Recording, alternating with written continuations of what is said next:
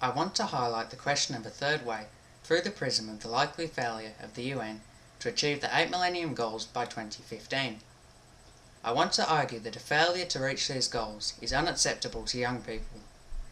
The starving millions aren't statistics to be ignored, but real people looking for justice and a fair go.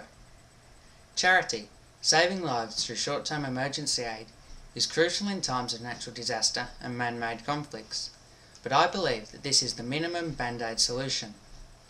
World poverty is ultimately a question of economics. Capitalism works, but what is the purpose of capitalism? Put bluntly, it is to increase capital exponentially. Conversation finem. The GFC is reminiscent of Golding's Lord of the Flies. The law of the jungle becomes a modern economic reality. Marx gave us the tools to critique free market economics or capitalism.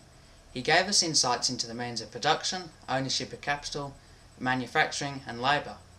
It is not difficult to share his dream of two each according to his need. Marx may have understood capital and the new manufacturing techniques grown out of the Industrial Revolution, but unfortunately he didn't understand human nature. What we now need today is a middle ground between idealistic socialism and unregulated capitalism. At present, the United Nations is struggling under incredible pressure to reach the 8 Millennium Goals by 2015. At the moment, we are not going to make them.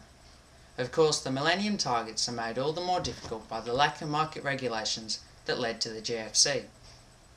The levelling of the world economy and the justice that will come with it that economists have been predicting for so long has not come. Although industrialisation has expanded into developing countries, these expansions have been at the direction of big business, which pay subsistent wages and steal the resources from these nations. From colonialism, we have moved into an age of multinational corporate domination, and to be quite honest, I'm sure many of the nations preferred colonialism. To minimise their responsibility, big companies register in countries that are acts of desperation allow them to pay minimal tax. Consequently, they are accountable to no government, country or people. They can then exploit people, environment, land and minerals, and do so. These businesses and their board of directors are legally banned to attempt to make profit.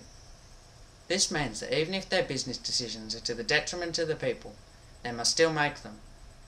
In the past this wasn't a problem, as business decisions did not affect the global economy. But with the advent of the global company, decisions made by Walmart, by Shell and by BP affect the whole of humanity. The decision of the Lehman Brothers and other dodgy banks to give high-risk loans led to a global collapse that has literally affected billions of people, caused unemployment for millions, and put hundreds of thousands of people on the streets. A body acting with the interests of the people as their primary objective would not have made these decisions.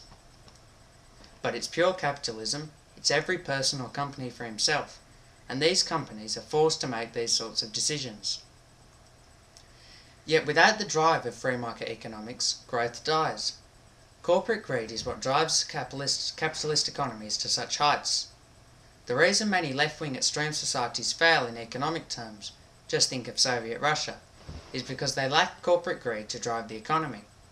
Markets still need to incorporate the chance for corporations to excel, and to allow the business cycle to continue as much as possible. Pace Marx, corporate greed works. Therefore, for the good of humanity, corporate greed has to be regulated without stifling growth. Hence, the third way is as complicated as man himself. In the third millennium, almost half of the world's population live below the poverty line. This is a legacy that my generation will change.